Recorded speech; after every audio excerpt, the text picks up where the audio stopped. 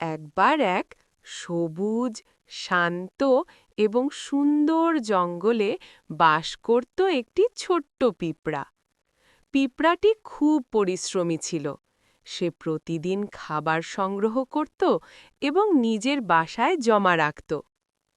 একদিন প্রচণ্ড গরমের দিনে পিঁপড়াটি খাবার খুঁজতে খুঁজতে নদীর ধারে চলে গেল। সে খুব পিপাসার্ত ছিল, তাই পানি খেতে গিয়ে হঠাৎ পিছলে পড়ে গেল এবং নদীর পানিতে পড়ে গেল। পিঁপড়াটি খুব ভয় পেয়ে গেল এবং সাহায্যের জন্য চিৎকার করতে লাগল। তাকে ধরার জন্য জাল পেতেছিল। ঘুঘু ভয় পেয়ে গেল এবং পালাতে পারছিল না। ঠিক তখনই সেই ছোট্ট পিঁপড়াটি সেখানে এসে শিকারীর পায়ে কামড় দিল।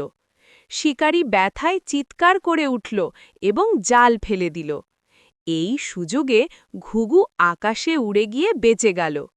ঘুঘু বুঝতে পারল সেই ছোট্ট পিঁপড়াই তাকে সাহায্য করেছে। সে আবেগ নিয়ে বলল, ছোট হলেও তুমি আমার সত্যিকারের বন্ধু। পিঁপড়াটি হাসি দিয়ে বলল, ছোট হলেও সবাই কারো না কারো কাজে লাগে।